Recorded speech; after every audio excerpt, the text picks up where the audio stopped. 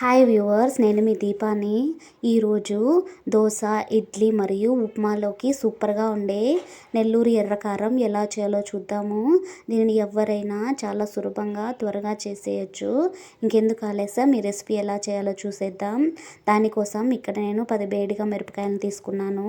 దీనిలోకి నీరు వేసి బాగా కడిగి పక్కన పెట్టుకోండి.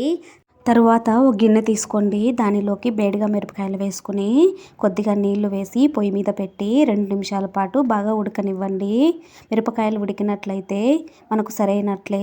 ఇక్కడ చూడండి, మిరపకాయలు అనేటివి ఎంత మెత్తగా ఉడికిపోయాయో. తర్వాత ఒక మిక్సీ జార్ తీసుకోండి. దానిలోకి మిరపకాయలు వేసుకోండి.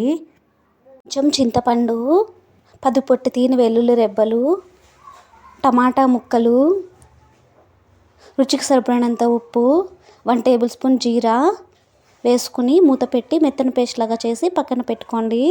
తర్వాత పోపు కోసం ప్యాన్ పెట్టుకోండి. అందులోకి 3 టేబుల్ స్పూన్ ఆయిల్ వేసుకోండి. ఆయిల్ వేడైన తర్వాత 1 టేబుల్ స్పూన్ ఆవాలు, 1 టేబుల్ స్పూన్ జీరా, 1 టేబుల్ స్పూన్ పచ్చిశనగపప్పు, 1 టేబుల్ స్పూన్ ఉరద్దాలు, కొంచెం కరివేపాకును వేసుకుని వీటిని బాగా ఫ్రై చేయండి.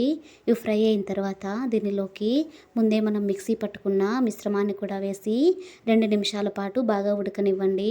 తర్వాత దీనిలోకి కొంచెం వాటర్ వేసుకుని మరో 2 నిమిషాలు ఉడకనివ్వండి. ఇప్పుడు మనకు ఎంతో రుచికరమైన నెల్లూరు స్టైల్ ఎర్రకారం రెడీ. దీనిని ఫ్రిడ్జ్లో ఉంచుకుంటే 1 మంత్ పాటు నిల్వ ఉంటుంది. అదేవిధంగా ఇది ఏ టిఫిన్స్లోకైనా సూపర్గా ఉంటుంది. మీకు కానీ నా రెసిపీ నచ్చినట్లయితే ప్లీజ్ ఒక చిన్న లైక్ చేయండి.